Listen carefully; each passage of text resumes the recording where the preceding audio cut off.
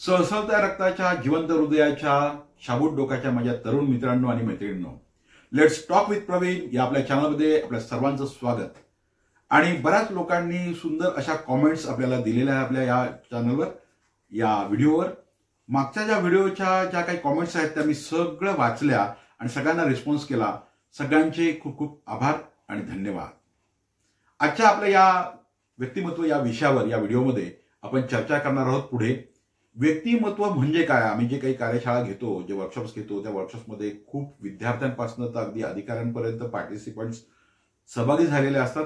आणि त्यांना मी ज्यावेळेस विचारतो की व्यक्तिमत्व म्हणजे काय, तर त्यावेळेस त्यांचं स्वतःच व्यक्तिमत्व त्यांना माहीत नसतं आणि मग वेगवेगळ्या प्रकारची उत्तरं दिली जातात. बऱ्यापैकी सुरुवातीला जे उत्तरं येतात त्याच्यामध्ये काही जण सांगतात कम्युनिकेशन म्हणजे व्यक्तिमत्व, रुबाबदारपणा म्हणजे व्यक्तिमत्व, आत्मविश्वास म्हणजे व्यक्तिमत्व, आणि अशा प्रकारे शेकडो गोष्टी सांगतात. मग त्यांना विचारतो ह्या गोष्टी कशा आहेत.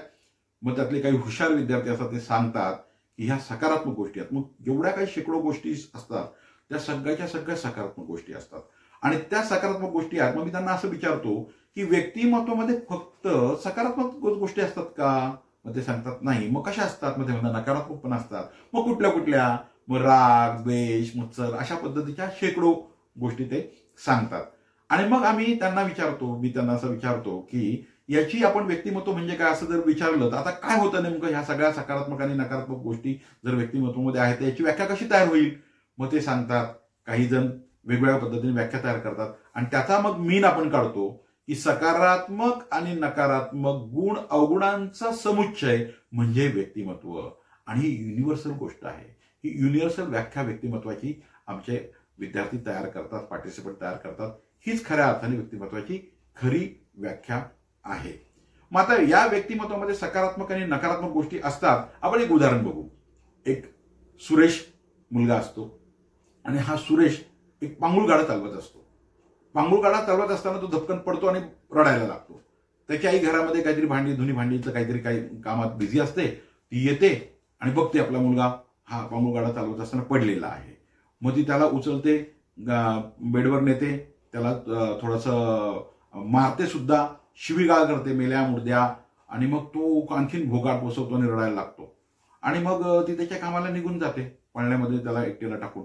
आणि मग हा मुलगा हळूहळू कसा तरी पास होत 10वीला जातो. 10वी एकदा दोनदा नापास होतो आणि मग पुन्हा कसा तरी 10वी पास झाल्यानंतर कॉलेजला जातो. आणि महाविद्यालयामध्ये गेल्यानंतर ज्यावेळेस वर्ग चालू असतो त्याच्या समोरच्या बाकावर बसलेल्या एका मुलीच्या तो तिला न विचारताच एकतर्फी प्रेमात पडतो. आणि मग नंतर हळूहळू त्याच्या असं लक्षात येतं की ही मुलगी कुणाबरोबर तरी ऑलरेडी एंगेज आहे. आणि मग हा डिप्रेशनमध्ये जातो, याला वाईट वाटतं. आणि मग हा मुकेशचे असे दर्दभरे असे गीत म्हणजे गाणे ऐकायला लागतो. आणि असे गाणे ऐकत ऐकत तो नर्वस होतो. मग कसा तरी रडत खडत कुठेतरी ग्रॅज्युएट होतो आणि कुठेतरी कामाला लागतो. आपण ही व्यक्तिमत्व म्हणून तो समाजामध्ये वावरायला लागतो. म्हणजे नकारात्मक व्यक्तिमत्वामध्ये, ज्या नकारात्मक सबकॉन्शियस माइंडमध्ये म्हणजे अंतर्मनामध्ये अशा पद्धतीने नकारात्मक प्रोग्रामिंग जर लहानपणापासून झालेलं असेल तर अशा पद्धतीने मेंटल ब्लॉक्स तयार होतात. आणि मेंटल ब्लॉक्स तयार झाल्यानंतर मग अपयशी व्यक्तिमत्व म्हणून समाजामध्ये वावरत असतात. आता आपण सकारात्मकतेचं उदाहरण बघू. रमेश नावाचा एक मुलगा असतो. तो असा पांगुळ गाडा चालवत असतो आणि पांगुळ गाडा चालवत असताना तो धपकन खाली पडतो. आई अशीच घरामध्ये काहीतरी काम करत असते, दोन्ही भांडे करण्याचं किंवा काहीतरी काम करत असते. ती येते, बघते आपला मुलगा पांगुळ गाडा चालवत असताना पडलाय.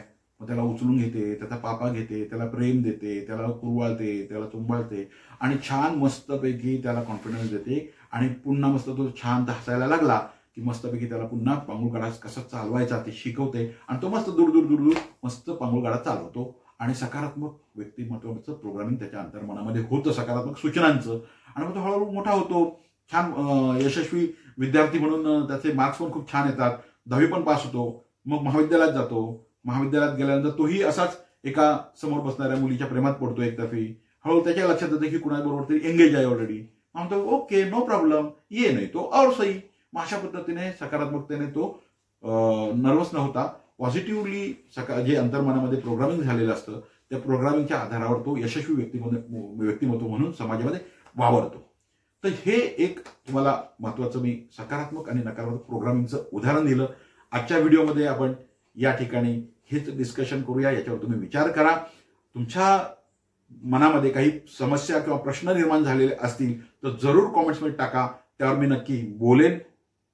आपला व्हिडिओ जर आवडला असेल सबस्क्राईब करा, की लाईक करा, शेअर करा, कॉमेंट्स जरूर करा. Be happy and make others happy.